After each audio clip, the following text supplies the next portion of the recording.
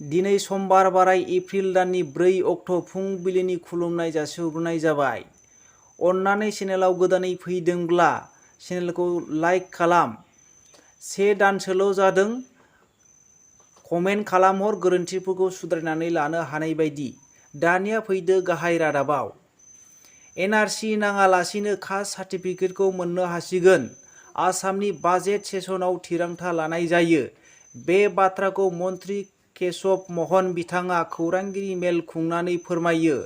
एडमिनिस्ट्रेशना गासै 9 आरो 10 थाखो फरायबाय थानाय समावनो राननानै होगोन होननानै खौरांगिरिफोरनि गेजेरजों स्रा मिथिहोयो। थांनाय समाव रन्जन दैमारी सारनि हियारिंखौ फासयनानै 19 एप्रिलाव लानाय जाबाय। गोबाव खेब फासयनाय जाबाय। बियो जोबोद दुखुनांथाव बाथ्रा। बे हियारिंखौ 19 अक्ट'निफ्राय कन्टिनिउ जागोन। अन्नानै बयबो इसोरनियाव आर'ज खालाम देरहासार जानानै उदां नखराव फैनो हानाय बायदि। दिनै 4 एप्रिलाव शिबसागरनि रायजो दलनि आफादगिरि एमएलए उकिल गगৈ आरो एआइउडिएफनि एमएलए करिम आलिउद्दिनजों सानैजों लाइभ डिटेक्टर खालामनाय जागोन। रायजो सभानि इलेक्सनखौ लानानै गोबां दान्थे-बिदान्थे जानायाव दिनै बिसोर सानैजोंहाय डिटेक्टर खालामनाय जागोन। बेखौ बेलासिसिमाव जोङो मिथिनो मोनगोन सोर देरहासार जानो हागोन। बिटिआरनि इएम राकेश ब्रह्मआ खौरांगिरिफोरनि सिगाङाव बेबायदि फोरमायदों। बिटिआरनि सोलोंथाइखौ गाहामनिफ्राय गाहाम खालामनो थाखै दिल्लीयाव फोरोंगिरिफोरखौ लांनाय जागोन।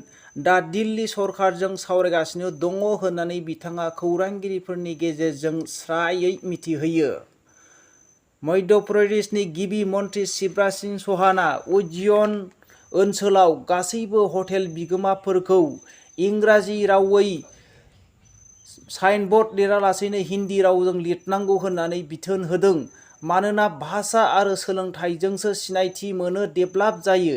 बिनिखायनो गासैबो खम समनि समावनो साइनबर्डखौ सोलायनांगौ होननानै बिथाङा खौरांगिरिफोरनि गेजेरजों फोरमायदों।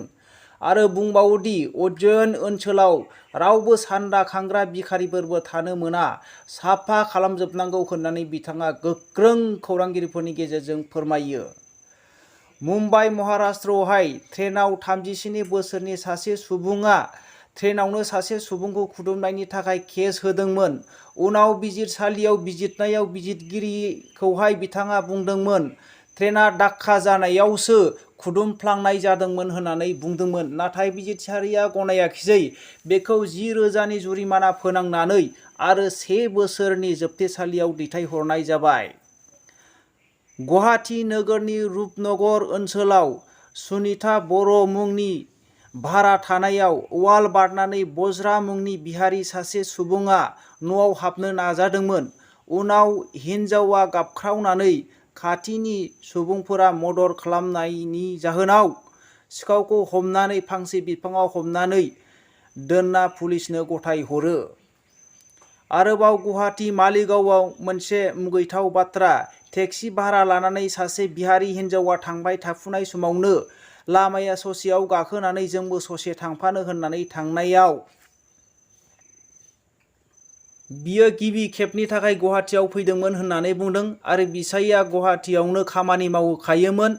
उनाव बिसाइखौ लामा ससेयाव देगार देखायनानै गासैबो रां आरो मबाइलफोरखौ लुथिना लांना लामा ससेयाव बि हिनजावखौहाय साब्रैजों ज' जानानै जिनाहारि खालामदों होननानै जों मिथिनो मोनो।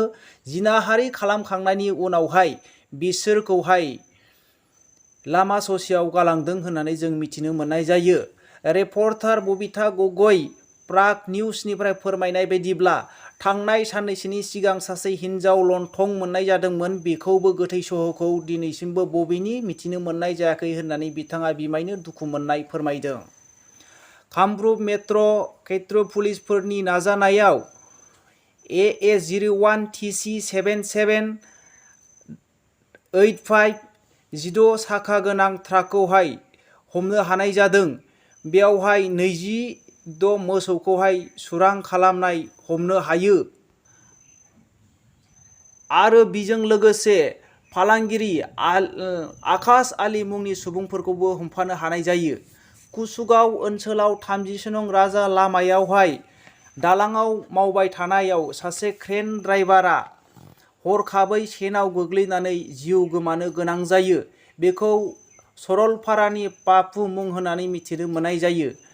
बे कमप्लेक्स कम्पानिनि सायावहाय नखरनि मानसिफोरा खहाखौ सुफुंनो थाखाय दाबि खालामदों। धेमाजि जिल्लानि सदन हान्था मेला बिफाना ललित चन्द्र बरुवाया सासपेन्ड खालामजादों मानोना बियो सासे सुबुंनिफ्राय घुस लादोंमोन। बे घुस लानाया केमेरायाव सेबखांजादों। बे केमेराया भाइरेल जानायावहाय गाहाय बिफाना बेखौ सासपेन्ड खालामनो गोनां जाबाय होननानै जों खौरांनिफ्राय मिथिनो मोनो। दिनैनि खौराङा एसेनोसै। खौरांखौ जोबनायसिम खोनासंनायनि थाखाय बयनिसिमबो साबायखर थाबाय। गोजोन्थों। जै बर' हारिनि